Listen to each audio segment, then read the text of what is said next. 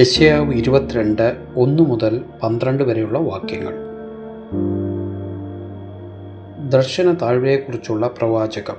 നിങ്ങളെല്ലാവരും വീടുകളുടെ മുകളിൽ കയറേണ്ടതിന് നിങ്ങൾക്ക് എന്ത് ഭവിച്ചു?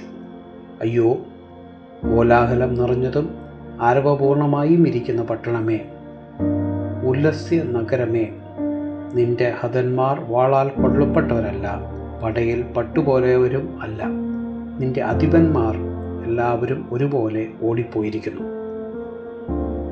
അവർ വില്ലില്ലാത്തവരായി ബന്ധിക്കപ്പെട്ടിരിക്കുന്നു. നിന്നിൽ ഉണ്ടായിരുന്നവരൊക്കെയും ദൂരത്ത് ഓടിപ്പോയിട്ടും ഒരുപോലെ ബദ്ധരായിരിക്കുന്നു. അതുകൊണ്ട് ഞാൻ പറഞ്ഞത്, എന്നെ നോക്കരുത്, ഞാൻ കൈപ്പോട് കരയട്ടെ. എൻ്റെ ജനത്തിൻ്റെ നാശത്തെ ചൊല്ലി എന്നെ ആശ്വസിപ്പാൻ ബന്ധപ്പെടരുത്. സൈന്യങ്ങളുടെ യഹോവയായ കർത്താവിൽ നിന്ന് ദർശന താഴ്വരയിൽ പരാഭവവും സംഹാരവും പരിഭ്രമമുള്ള ഒരു നാൾ വരുന്നു. മതിലുകളെ ഇടിച്ചു കളയുന്നതും മലകളോട് നിലവിളിക്കുന്നതുമായ നാൾ തന്നെ. എല്ലാ കാലാള് കുതിരപ്പടയുമുള്ള സൈന്യത്തോടുകൂടെ ആവനാഴി എടുക്കുകയും കീർ പരിചയോടെ ഉറ നീക്കുകയും ചെയ്തു. അങ്ങനെ നിന്റെ മനോഹരമായ താഴ്വരകൾ രഥങ്ങൾ കൊണ്ട് നിറയും, കുതിരപ്പട വാതിലുകൾ അടിഞ്ഞു നിറയും.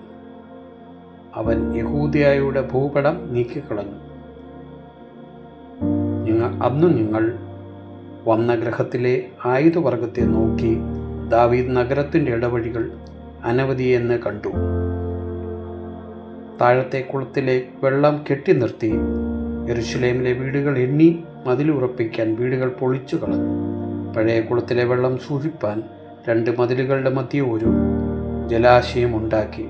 എങ്കിലും അത് വരുത്തിയ വങ്കത്തിലേക്ക് നിങ്ങൾ തിരിഞ്ഞില്ല. പണ്ടേ അത് നിരൂപിച്ചവനെ ഓർക്കുന്നതും ഇല്ല.